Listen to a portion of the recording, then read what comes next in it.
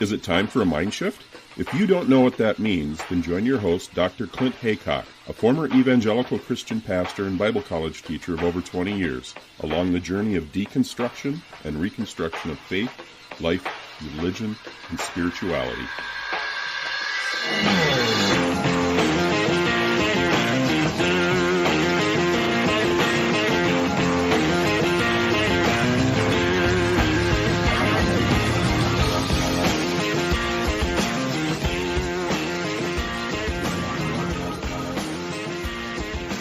I'm really happy to catch up with Joshua Stewart, the host of the Mediocre Observer podcast. So welcome, Josh, to MindShift Podcast. Hey, thanks, Clint. So good to be here. So good to see you again. Yeah, so we had a really good conversation. I think it must have been a good hour and a half for your show. I really enjoyed meeting you, talking to you. I think we met on one of the Facebook pages, didn't we? And we kind of just talked a little bit back and forth and sort of had a lot in common. And I think we need to explore some of those commonalities around religion and politics and all the stuff that's going on in America today. So I think we're going to have a really good conversation. Nice. I'm looking forward to it. And I apologize for dragging mine out for an hour and a half. I'm pretty long-winded, but to that end, I can't tell you how much I look forward to letting my curmudgeonous old man flag fly. I think I've been a 70-year-old trapped in a 30-year-old's body forever ago. Now I'm at least 48. So the delta between my, tendency to want to sit on the porch and yell at the kids to get off my lawn and the body that I occupy, it's narrowing over time, but I'm still that want to sit around wailing about the state of the nation and all that. So I'm hoping we get a chance to do a little bit of that today. Oh yeah. Well, I've said that to my girlfriend before. I'm becoming Abraham Simpson. I'm the old man running around in slippers, shaking his fists at the kids on the lawn and, writing angry letters to people that don't want to hear about it, so yeah, it's true. We kind of have these rants, don't we? Well, and the more you go into sort of the backstory behind some of the stuff that's going on, I mean, we were just talking about before we hit record. I mean, here we are. There's at least, 4 lawsuits that Donald Trump is facing, if not more, and so there's a lot of backstory there. There's an intersection of religion and politics. The evangelicals got behind Trump and are massively behind him, so there's a lot to be pissed off about, isn't there? Yeah, and they say anger is a secondary emotion, and I'm certainly full of that secondary emotion, but in front of that, I think for me is just concern, which is a, sanitized version of fear, but it's, I'm real concerned for the state of the nation that I still call home, and for what has, for the entire time I've been alive, been the leading superpower in the world. And so when we are in this place, and when we are this unstable here, I think that has a destabilizing effect on the rest of the planet and opens the door for other potential bad actors to usurp their authority, and it's a very scary time. So I'm worried about things, and I get angry about the things that get us here, the apathy, the laziness, the unwillingness to read a bit and Google some stuff and try to identify real facts and check motivations and sources, and our inability to parse information. I get mad at our electorate for that. And then I get mad at those in power who are capitalizing and exploiting that for what seem to be short-term gains at the expense of potentially burning down the country and ultimately the fucking planet. Really. Yeah, literally. Yeah, it makes me mad, man. It makes me mad and concerned, and yeah. Well, so happy. Yeah. Hey, welcome to the show, Josh. Thank you. Yeah. It's good to see you. It can only go up from here, really. Good day. Down, I don't know. Where do we go? Well, this is the thing. I mean, thinking about, there's so many responses I was thinking when you were saying that, because as a former evangelical Christian, I grew up in the 60s, 70s, 80s, mid-60s, I was born. And I remember hearing that kind of message saying, hey, why do we need to care about the environment? Why do we need to care? Because Jesus is coming back, man. That's what's really important. There's going to be a new heaven. There's going to be a new earth. So even on just a purely environmental sort of point of view, why should we care? And we see that even now with the Republican Party, who cares? We're just going to burn it all down. God's coming back again soon. So what's the problem? So we're going to back Donald Trump because he's given us wins. And that's all that matters. He's helping us achieve that dominion that we need. And you just kind of go from there, don't you? Yeah. And it's hard for me to see how one can be, present for this world, especially in a position of power, to take care of the most people that you can and to be a steward of the environment, the planet, the resources, the people that live on it, while you're really preoccupied with this afterlife idea, and that, hey, we're all going to be, swept away and raptured away. It's all behind anyways. It's, well, yeah, no wonder you're not concerned about these longer term, issues. Why should we care? Yeah, we're out of here. Yeah. Well, even now, there's a lot of evangelicals, certainly in America, that are amped up about what's happening with Israel and Gaza, because they're seeing that as a precursor to the end. I remember every time as an evangelical, every time something kicked off in the Middle East, that was the precursor of Armageddon. That was, the end times are coming soon. And rather than being concerned about the impact on the civilians and the people of Gaza and all the rest of it, they're saying, well, great, this is actually good news, that this is going to be the precursor. This is leading up to the end of the world here. So Jesus is coming back soon. How could you look at that and say, this is actually good news? Good news for us, bad news for the people of Gaza. I think you described it when we spoke a month ago or so as, boy, isn't that inconvenient? Isn't that inconvenient little factor? Yeah. And it's, one of the things that I was alluding to is I get frustrated with our inability to think critically, to think in nuance, to think long-term, to think in what I call if statements, sort of, if this, then that, then this, then that. And sort of let's get a few steps past where we are right this second. Let's get a few steps past the end of our own nose or whatever that is. And I have a tough time not viewing the influence of these major religions as a cap on critical thinking and a limiting factor, as belief systems are sort of installed in people, if you will, download us. Yeah, as we share the good news, as we pass on this thing, we propagate this thing that was given to us, that, hey, a lot of people have had remarkable, what they perceive to be spiritual awakenings and sort of epiphanies and all these great things, and found great joy and relief through their pursuit of their religious, endeavor. I happen to believe those things are all available without the God idea, but hey, that's a whole different thing. Mm-hmm. So sometimes with good intentions, perhaps they will share this good news, if you will. But I think air quotes, it comes with the limiting beliefs. It comes with the, as you were just talking about, like, oh, so when Israel's surrounded by enemies on all sides, the end is near, and, they will call out the Lord's name and he will hear them. And this is good news. Well, part of the good news is 2/3 of these Jewish people are supposed to perish in these battles, and the other third are going to convert to the right religion. And, how can you be sitting back and grabbing your popcorn for that? There are real people right now dying, Palestinians, Israelis, real people just trying to go to school, have a job, raise their children, have a life, find some joy and laughter perhaps on this planet. And you're kicking back and rejoicing at their slaughter because this fits with some narrative that was written by people who died thousands of years ago. And we keep hearkening back to that text to live today's life by. And I just, you can't be here and be there. And so when I get upset with the lack of critical thinking I see among our electorate, and it's hard for me to not draw a straight line from that to religious ideology, that at least that contributes, certainly among the evangelicals, certainly among the Christians, that, but we've got this other belief system that we're operating under. It's going to be divergent from what you're watching and the atrocities you're seeing. They're not necessarily atrocities to us. Mm-hmm. What? How can they not be? What are you watching? Well, we're watching the thousands-year-old text. Oh, right. Okay. Or even older. Yeah. It's crazy.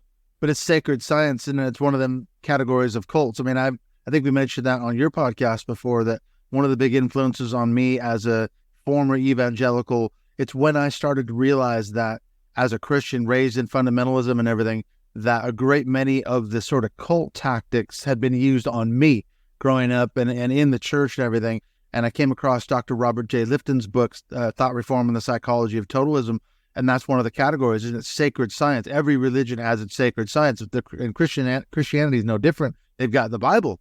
So we've got our Bible that we can hold up and shove it in your face. And, Trump's holding up the Bible upside down, in front of the church in Washington. It's hard to know how books work. Nobody knows how books work, really, Nobody knows. It's so complicated. Someday we'll find out the truth. But, and that's the thing, isn't it? It's like, you think, okay, we've got these sacred text, sacred science, and a sacred space like Israel. Every religion wants it, Islam, Christianity, and Judaism.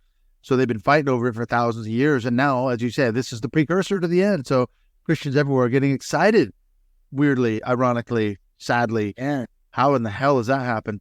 Well, and hey, there are a whole lot of dead people that were convinced they were going to be raptured out of here.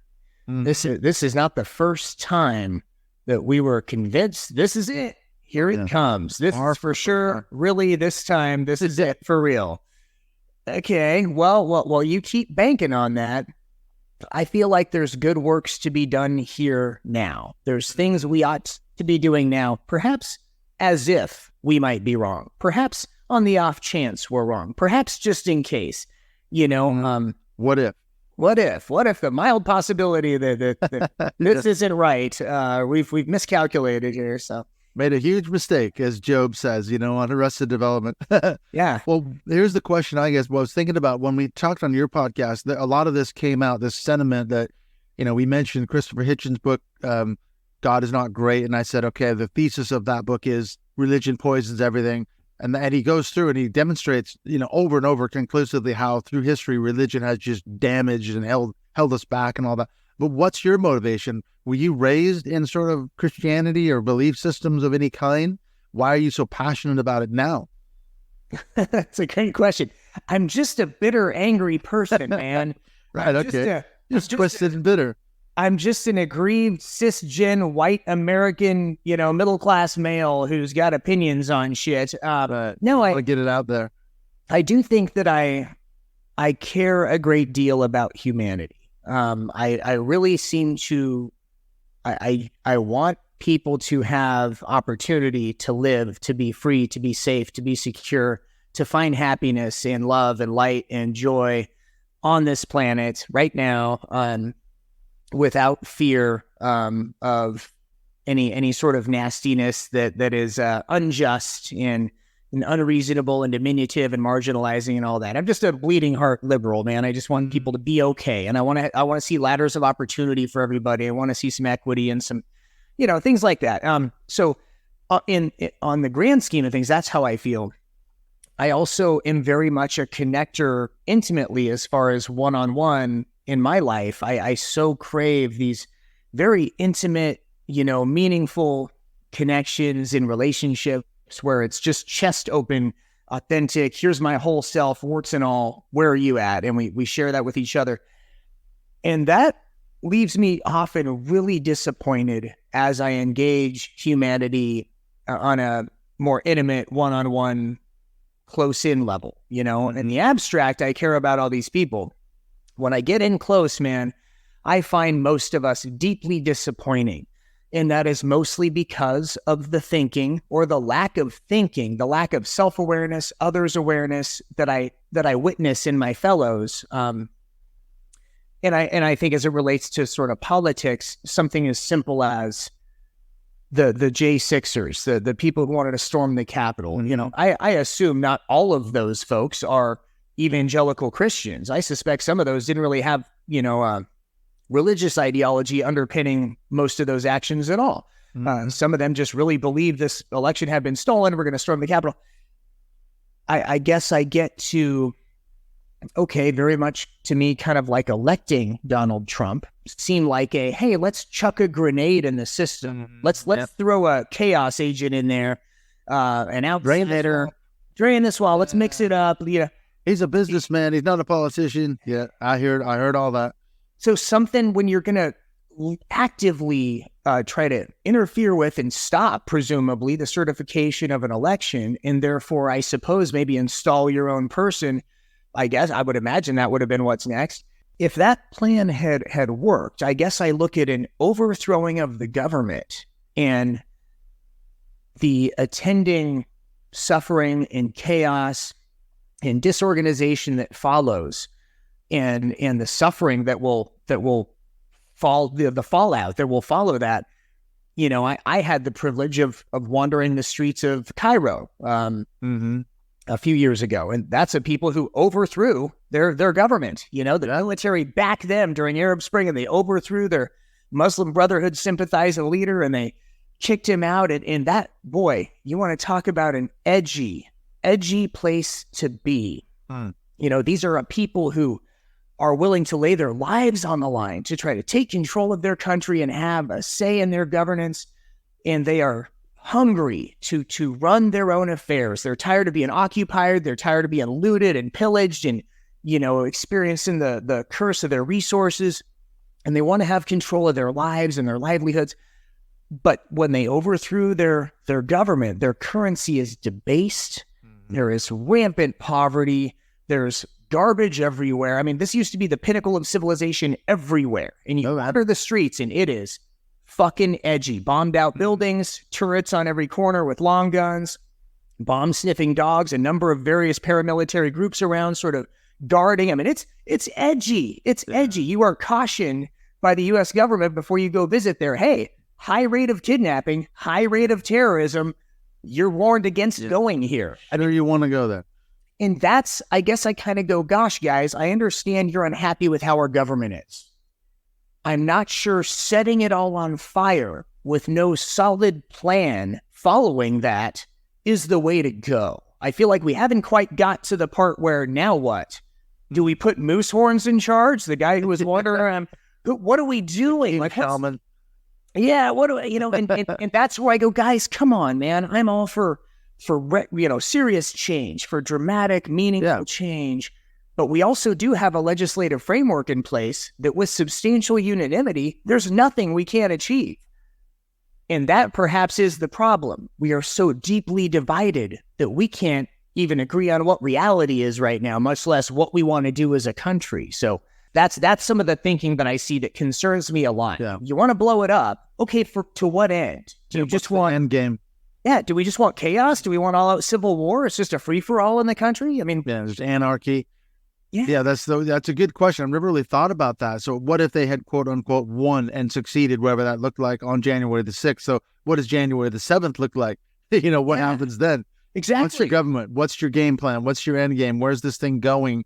It was just burn it all down and fuck the system, and we're pissed off and angry and all the rest of it. What happens next? You know, and if you're installing a person rather than electing them, term limits come with an elected official. So I guess there's no more term limits either. So throw that out. Trump forever? Is it, now we're just going to have a succession of heirs to the throne? I don't know, and I don't think they do either. There wasn't a plan here. It was just a demolition effort, not a plan. So imagine Don Jr. as the next president. Oh, he's the heir apparent. Then you got Eric after him. So yeah. But look at history. I mean, you mentioned Egypt. Look at the French Revolution. I mean, okay, I understand they were upset and angry about a lot of the stuff. They were being screwed over by the church and by the ruling class. They overthrew it. They put the king to death. They chopped his head off with the guillotine. I get it. They were pissed off. But then came the terror. Then came all this, years of horrific stuff till, finally you got Napoleon who came along, and he was at least more stable. He was a dictator, but at least he brought some stability. So what was the game plan? I don't think they necessarily had an end game other than just to burn it all down. They weren't thinking about how this is going to work out long term. Yeah. So history does kind of give us some indicators of what happens when a country overthrows its ruling elites. Yeah, and I to some degree, I kind of wonder if Trump is the answer to America's collective daddy issues. Yeah. And that, there's this bizarre sort of fixation on just a strongman figure, even if he's a colossal piece of shit, He's just this misogynist, racist, Archie Bunker type obnoxious, grabbing him by the pussy asshole. But he's strong. We know where he stands, and when he takes the spotlight, he does sort of suck up all the oxygen. And there is I guess I can see how to some there might be a soothing effect to that because you know who's in charge. You feel like you've got some sense of daddy's home. Which I say, it's the grossest thought there is, I think, but to some degree, like, yikes, you think about people that have daddy issues, it's often because their daddy wasn't the best, wasn't the best guy, wasn't particularly present, wasn't particularly a great person, but they spend the rest of their lives sort of chasing that sort of daddy figure who is very similar to the guy who abandoned them or womanized on mom or whatever the things were, Yeah, and it's like, so now we want that again. I don't get it, clearly. Never have. But I want to tell you, so you asked me about how I came to care about religion at all. And I'm going to tell you, I'm not without my own experience. I'm reminded of the phrase, there's no atheists in foxholes. I am a product of a pretty earnest multi-decade experience in a 12-step program, which was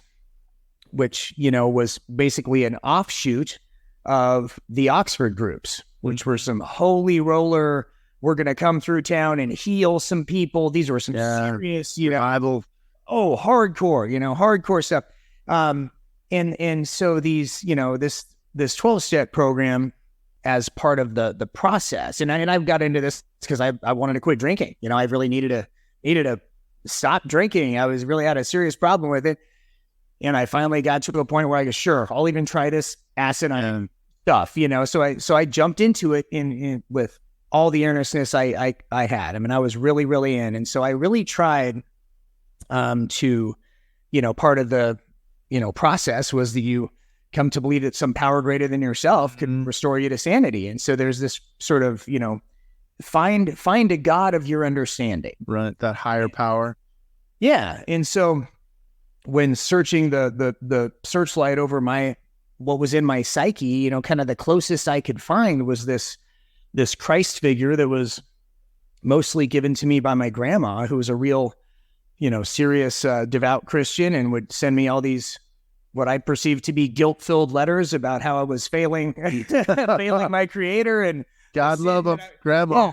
All that. Yeah. Send me our daily bread. She would send me a subscription to our daily bread that I don't think she could afford. But she dedicated her life to this. And I will say, she's one of these people that at least I respect it. She meant it, man. She fucking meant it. She bought it. She believed it, and she thought she had an obligation to share that with me too. Oh yeah, so, they did. I did. Yeah. When I was the evangelical, man, I prayed for everybody, and I did all that. Yeah. My family, coworkers, relatives, everybody. Yeah, it's true. And I at least respect the sincerity. I think it's damaging. I think we're hurting people in doing that, but there is that. People who are doing it aren't usually thinking of it like that. So yeah, but they think they're helping. Yeah, absolutely. Yeah, you need to get saved, man. You're going to hell, and I need to get you saved.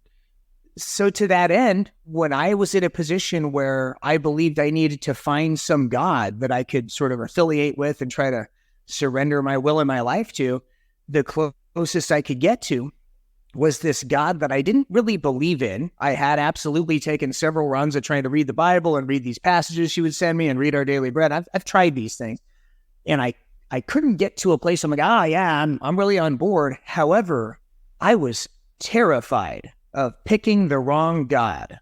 I was terrified that I was going to somehow affiliate with the wrong God, and that would be the end of me. And now it's gnashing of teeth and lakes of fire. So that fear, that is one of the more insidious components of Christianity, that, thou shalt not place any idols before me, that you really need to, I'm it. Don't even question it. Yeah.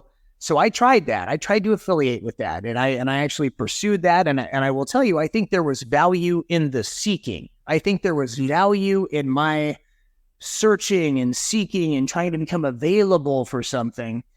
But I was encouraged to go investigate and explore and read and learn this thing that I'm worshiping. And the deeper I got, the less on board I could stay.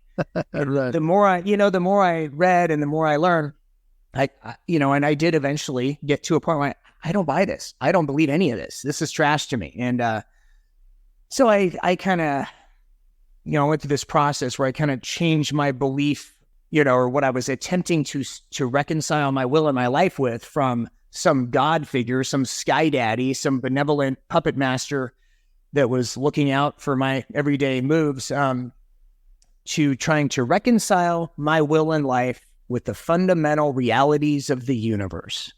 I was attempting to sort of embrace what is and sort of be more available to not finding everything to be a battle and a scrape and a fight and this desperate, clamoring, trying to just reconcile my will. Yeah. Just can I be more okay with where I am, who I am, how I am right now, and then shoot for better, So that's what I kind of moved towards. And then over time, man, I've become more and more atheistic in my beliefs to the point where, I look at something as remarkably effective for relieving an alcohol obsession and similar programs that help remove other drug obsessions and things like that. I look at it and go, I'm a pragmatist. I would challenge anybody to, complete a full searching, fearless moral inventory of all of the resentments they've ever had, their entire intimate relationship history of sexual relationships and any intimate relationships they've had, all of their fears, cataloging their fears, asking themselves why they've had them, and then go share that all with another human, all of it, and this is common to most, or to, a lot of major religions, is this confession idea that go let this out into the light. Tell me what you've done that's so awful that you're keeping close to the chest, that separates you from me and separates me from you. And there is such value. And then go out and help other people do the same thing. Actually go make amends. Go pay back the money you stole. Go, try to do good works and be charitable and go participate in packing some goodness into the stream of life instead of stealing everything you can get your hands on. There is such value in that. I don't think anybody can do all those things and not grow and wake up spiritually and have some major shifts in how they think, how they approach life. And I think you can do that without involving any sort of God in it. I think it's just practical, pragmatic. You go do these things, you're going to wake up. You're going to have a different experience of life and of yourself and better relationships with other people. It's going to happen. So I found myself as an atheist in this God-based, 12-step environment. Yes. Right. What strikes me when hearing your story, I was talking to a good friend of mine the other day, Tim Sledge, and he's written a book called 4 Disturbing Questions with One Simple Answer. And it's all about, why doesn't Christianity work? And one of the questions he says in the book, he asks in the book is, if Christianity is true, so taking it to your story, if you were a seeker, if the God or whatever it was, this higher power that you were seeking was the true God, why didn't it work for you? Because it should have. It shouldn't have. I mean, you were seeking, you were sincere, blah, blah, blah. Why the hell did it fail? And why does it fail? Why are there such uneven results for so many people across the world? It didn't work for me in the end. I spent a lot longer in it, but why did it fail? If that God is true, then why didn't it work for you? Yeah. Because it should have. And the question of something sort of applying it to the 12-step program, if this God is so powerful and necessary and loving and all that, why can't I just ask God to fix me and move on? Thanks, God. We're all done. Thank God that's over, and no more drinking problem. Let's move on. And flick of a switch. Yeah, that was not my experience. And the idea that at least the 12-step programs offer is that we have been self-reliant for too long, and self-reliance has failed us. We need to start attaching our reliance to something bigger, something greater, something outside of ourselves, okay? Now, I don't argue that most alcoholics, most addicts need to turn the lens around from their incredibly self-centered, I need, I want mentality outward. Yeah. But I don't know that needs to go to a God figure. It needs to go to my fellows. It needs to go out. How can I be of assistance? How can I be present in this world to help others, as opposed to what do I want? What do I need right now? And again, I just think some of the God stuff is an unnecessary detour that's been appended to this very effective process along the way. So yeah, and there's a lot of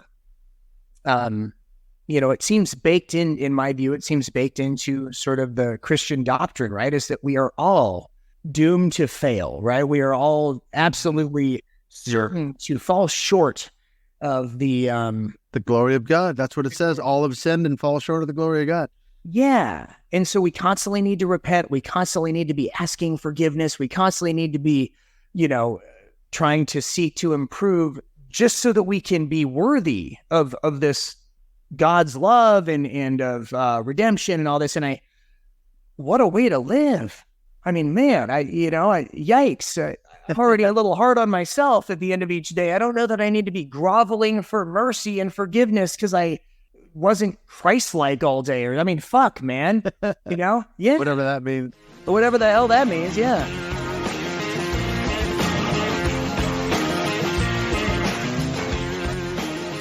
We'll be back in a few minutes with the second half of this conversation with Joshua Stewart from the Mediocre Observer podcast. Hope you're enjoying that. This is actually going to be the last episode of MindShift Podcast for 2023. So I hope you're enjoying this chat with Joshua.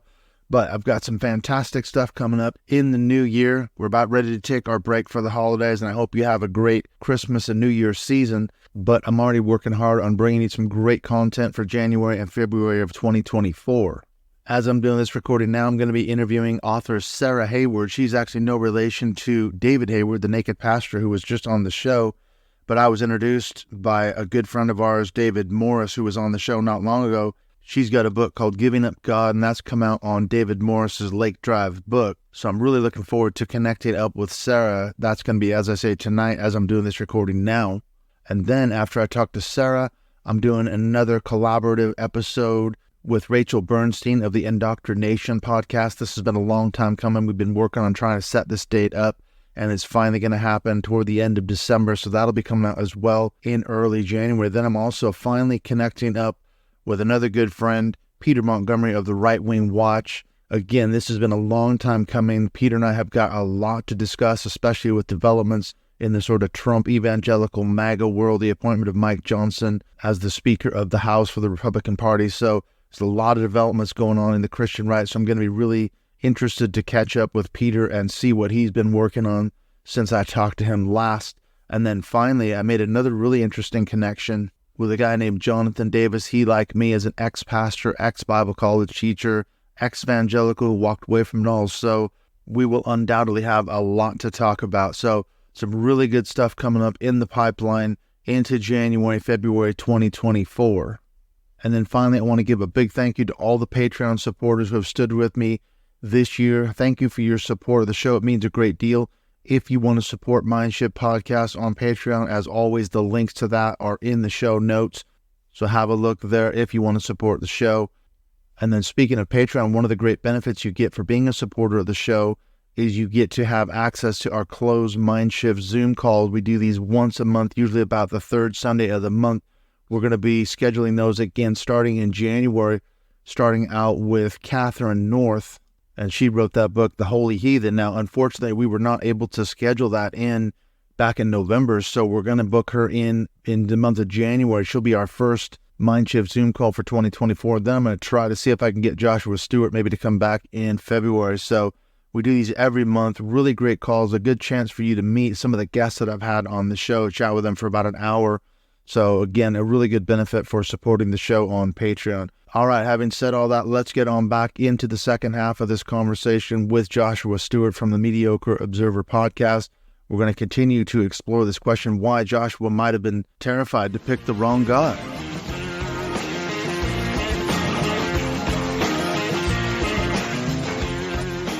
I mean, you look at some of the things that Jesus said, for example, he taught that, according to the gospel anyway, and if you look at a woman with lust in your heart, it's just as if you've had sex with her.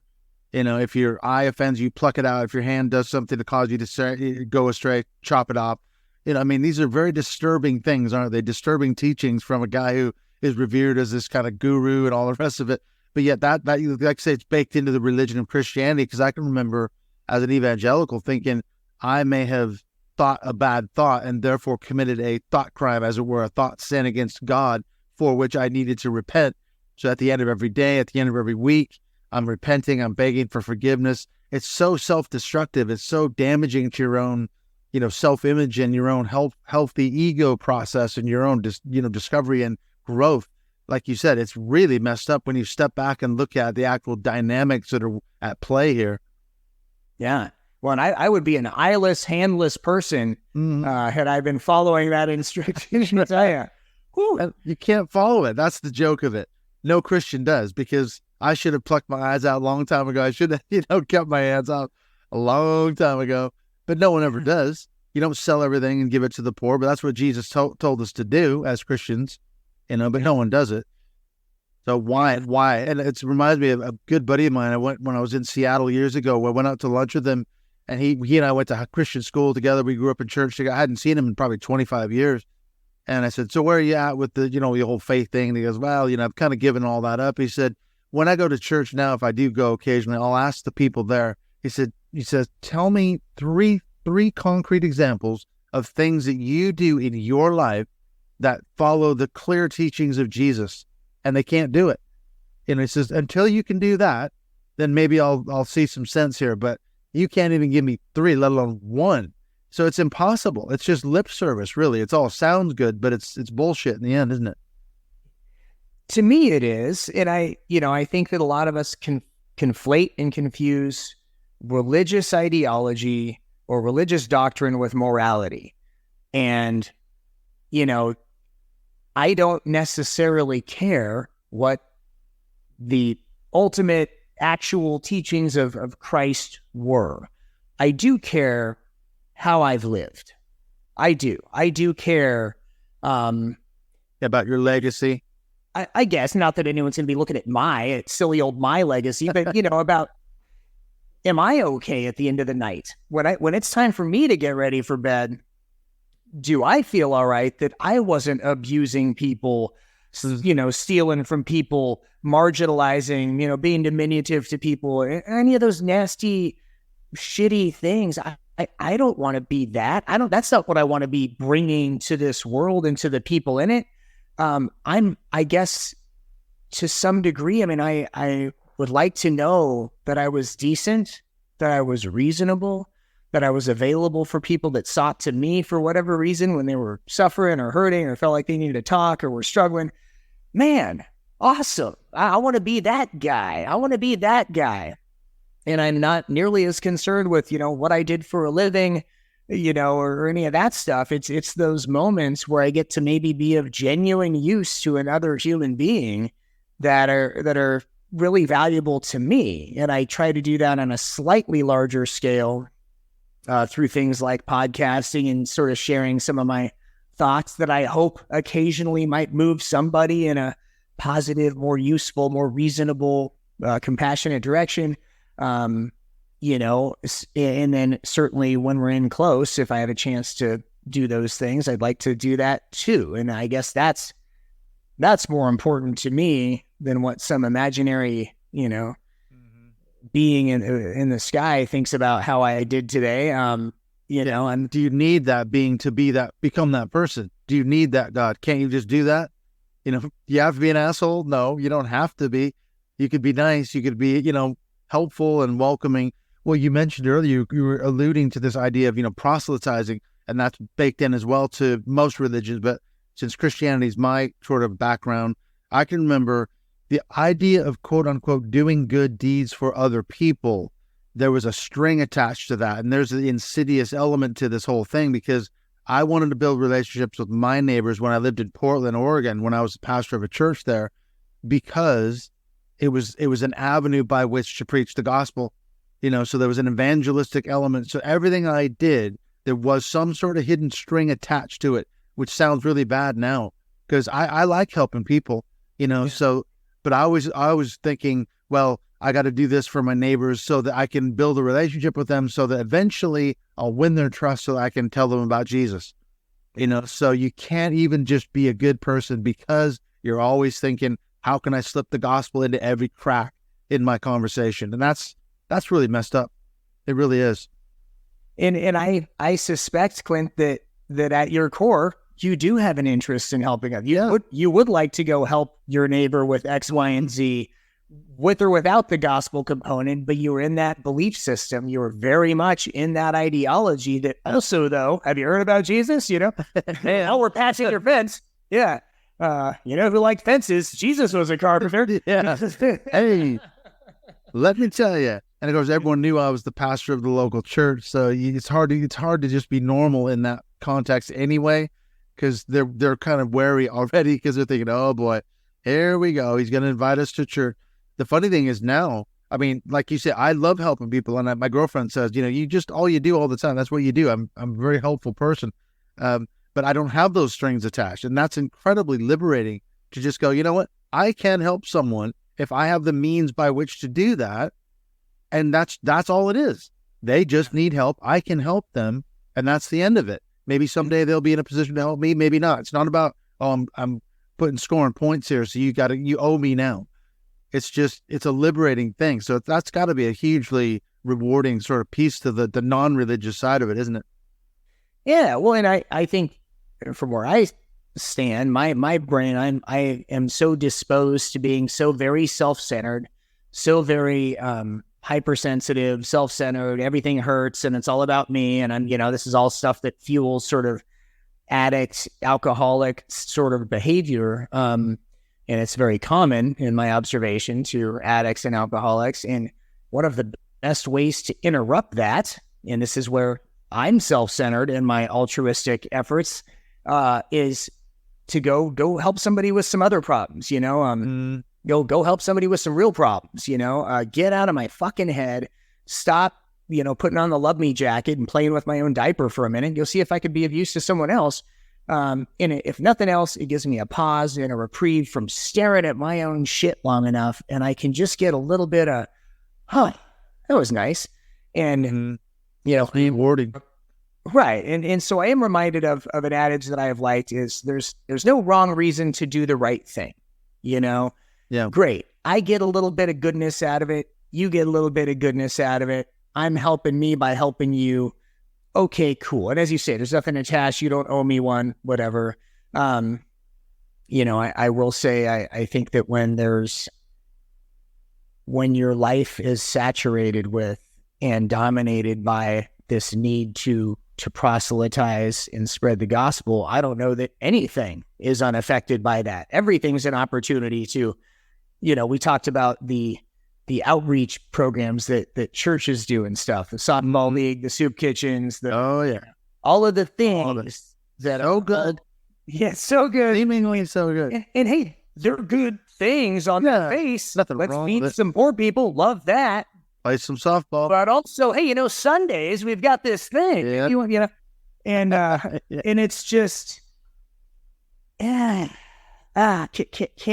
we just do good works? Can we just do good works? And man, maybe there's degrees of motivations, right? Maybe my motivation seems more okay because it just makes me feel good to do some good works. And there's motivations that I find a little grosser, like, it makes you feel good and you're spreading the word of Jesus, which is actually damaging. That's too far. Oh, wait. One bridge too far. Yeah. Why'd you have to go there, Josh? Come on. Yeah. You're not going to sign up for the church softball league. I think that's what I hear you saying. Yeah, and not this year. I'm thinking I'm going to sit out this year. Sit this one out. I will tell you, just very recently, someone I care about was, emoting over a, recent, breakup in a relationship, and was, wanting to and talking about joining a church that I don't believe she particularly has any religious interest. It really is just this convenient community, make some contacts, make some friends, maybe find a good Christian man, all those things that I understand. And sure. It seems hard to look around the landscape of America and think of what better place to do that, with the glaring exception of the ideology that is permeates. There is the one thing. Permeates the entire thing. And I just, gosh, can we have these community events without that? Can we have locations where we have art classes and music classes and sporting events and, these public centers where we just have the community, come one, come all. It's not about religion at all. We're not just non-denominational. We're just not religious. We are completely, devoid of any of that. We just want to play softball. Come play softball, Yeah, just build community. What's wrong with that? Helping your neighbors. That's it, isn't it? I mean, there are things like that. You could join, humanist societies, and there's Sunday Assembly, I think it is, which is sort of like an atheist quote unquote church that meets on Sundays from like 10 to noon and all that, and they don't sing hymns, and they, it's just about getting together and having a good time and building community and building relationships and coming together without, like you say, the religious component. So there are those things available. There's one not far from me. I never ended up joining it because it was just too far away. But I really wanted to get involved in that just because I thought, what's wrong with finding community, building community without the religious component? Let's take that insidious, doctrinal piece aside. Let's pull that out of it, and maybe things will be better. But isn't that a great example of how so many of us in America that grew up here that didn't grow up in some other religious affiliation, just kind of default to, maybe let's go to church like this, like it's just a bridge club or something. Well, it's a fucking church. I mean, the whole point of the church is religion, and it's a specific religion, and it's preaching the religion. I mean, but we just go, I'll just go to church to go, maybe meet a man, What? That's a weird reason to go to that, And I feel like I'd really probably put the ideology that you're going to go steep yourself in maybe is a little more critical than who you might also happen to meet there, who's also steeped in that ideology. Exactly. Is this an ideology I want to be immersed in? And do I want to be affiliated or, bringing into one of my most intimate relationships a person who is in that ideology? And maybe so. But it's probably an important question. It's probably not just a passive, what the heck? Let's just go become... What's the worst that could happen? Yeah. What's the worst that could happen? Yeah. Go to church. Become a Christian. Yeah. Save the world. Nothing bad's ever come a religion. No, that's never done started any wars, Spanish Inquisition. No, none of that. We'll just kind of pass over that. Well, there's another element to this thing too. We talked about the Christian nationalist piece because in all my research into the sort of dominionist angle, I've noticed maybe 20, 30 years ago, there's been a big sea change. And that is, the Christianity I was raised in, it was about proselytizing and evangelizing, and you went out and knocked on your neighbor's doors, and you handed out flyers and leaflets and tracts and all that kind of stuff to try to save the individual person. But this last maybe 30, 40 years, it's been about, okay, no, we're not into that anymore. We don't care about that so much. What we want to do is take political power. We need to Christianize America. I was just reminded, I saw a clip on the Right Wing Watch website on YouTube this morning, and I shared it in our Facebook group.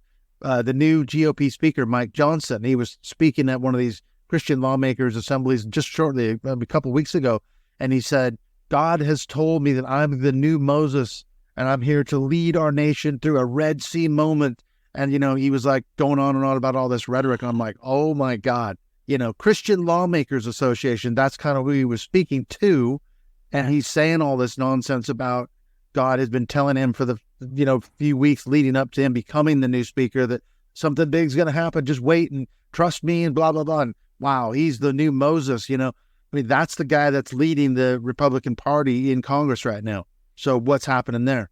I will tell you, I don't remember ever, even in my most, sincere pursuit of any sort of religion, thinking I was hearing God tell me things. Yeah, audibly. It worries me a bit that we have, people at such positions of power that believe God is directing them, guiding their, yikes. Okay.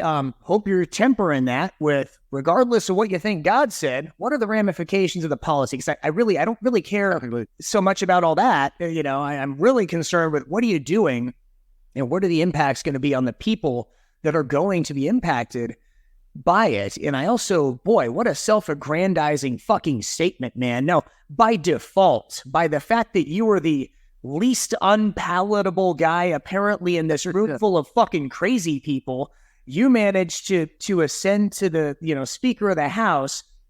Let's not starting to compare ourselves to these mythological, biblical fucking heroes. Stop it.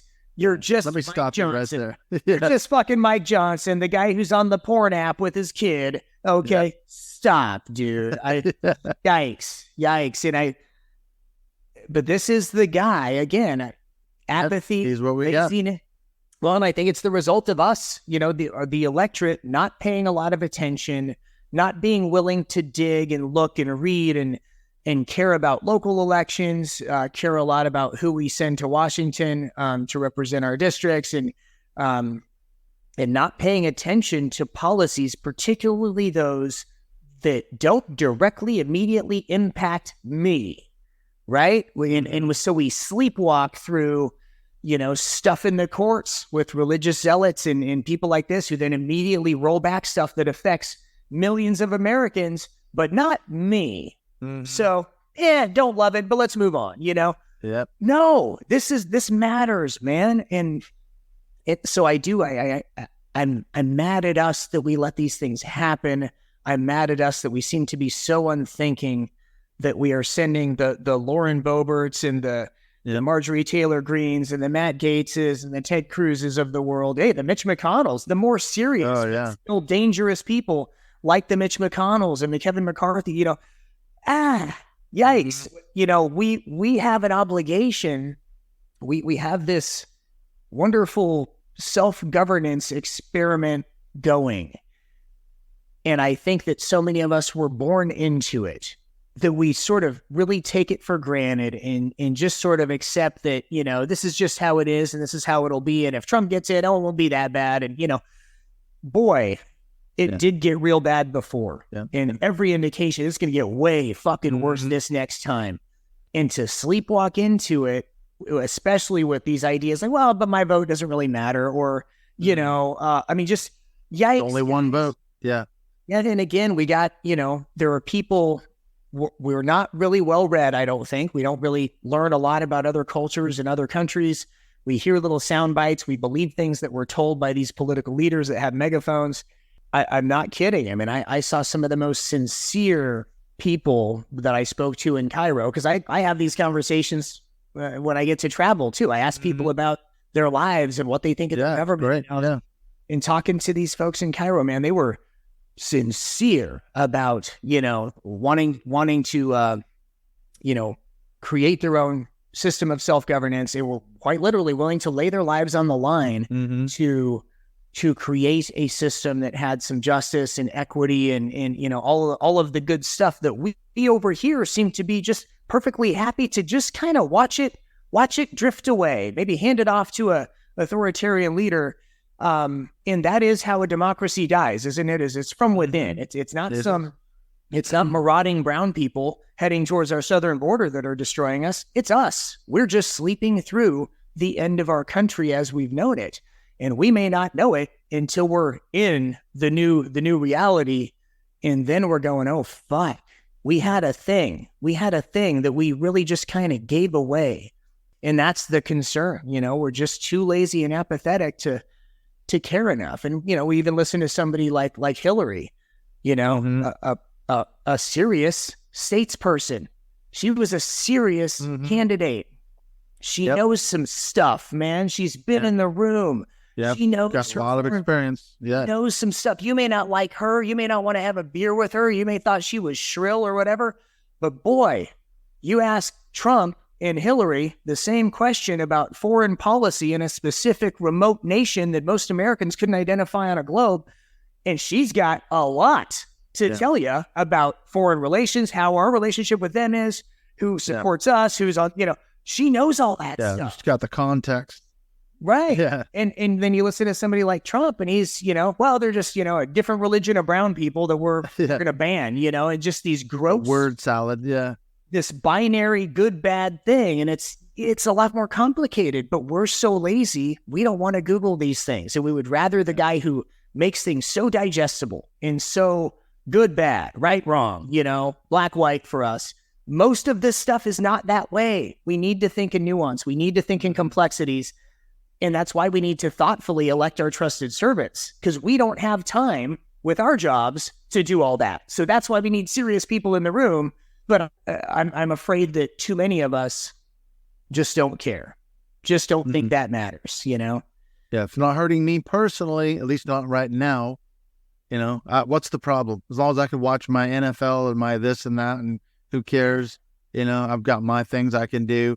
Well, I think there are some resources for people, because I'm reminded there's a good series. I think it might be a BBC series. I think it's called The Dictator's Playbook. And there's another book called Dictators, which is a similar thing. and she goes through and she talks about, I can't remember who wrote it, but she talks about all the various sort of tactics that dictators have used, like Stalin, Mussolini, Hitler, Pol Pot, some of these people, modern day 20th century dictators. And then she compares them to guys like Donald Trump, and he's doing the same thing. He's using the same dictator's playbook that so many have successfully used to manipulate the public, to get their message across, create a cult of personality, denigrate the media, the enemy of the people, all this kind of stuff. Those, statements that Trump made and is now making even more strongly, those are all straight out of the dictator's playbook. So, you bet. People need to wake up. This is serious stuff we're talking about. It's not just like, oh, well, it's not going to happen to me. It can't happen here. Oh, yeah, it can. It has happened. It is happening. And it's happened in other places. Italy, Germany, so many other places. It did happen. And they kind of, in a way, walked into that too, didn't they? You bet. Yeah. Hey, Hitler was an extremely popular candidate. Yeah. Yeah. And, and you mentioned, these things don't necessarily affect me now yet. Exactly. I can see the effect right now today. Right. And I tend to look at trajectories, right? Mm-hmm. And looking at, for example, the trajectory of the Supreme Court. Ideologically, where do we seem to be headed? And you'd mentioned this Christian nationalism stuff. And boy, the rolling back Roe v. Wade and Planned Parenthood v. Casey and reversing 50 years of settled precedent upon precedent. Mm-hmm. And frankly, that was, first of all, the first time in U.S. history that a settled civil right has been stripped away. First time in U.S. history that we started going backwards in removing rights that people had enjoyed for that long, and effectively railing against stare decisis, which is effectively a doctrine that people ought to be able to rely on the court, that only in the most egregious situations when something was so horrifically wrong and backwards are we going to reverse settled precedents. And all of the justices that supported rolling back Roe v. Wade all sat in front of Congress and said, oh yeah, no, stare decisis, yeah, it's settled precedents upon precedents. And then they got in there, and what did they do? The first chance they had, they reversed it. They lied to us. They lied to the American public, and Trump knew when he appointed them what they would do. And so did his supporters.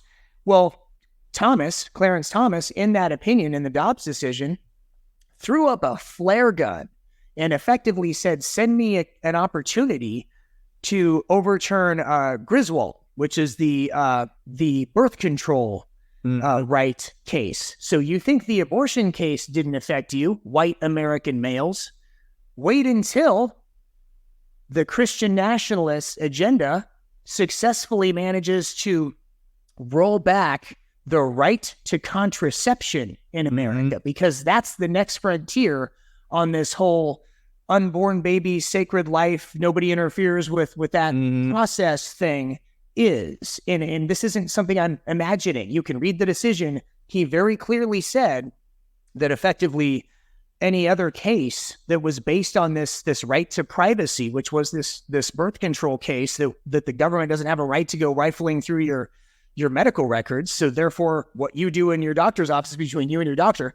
Well, he's saying, send me a case on this, because the same precedent we used to overturn Roe v. Wade is in fact the exact way we will overturn your right to contraception. Even if you're married and you have 8 children and your wife might die if she tries to carry another baby, sorry, God gets to decide whether she gets pregnant or not.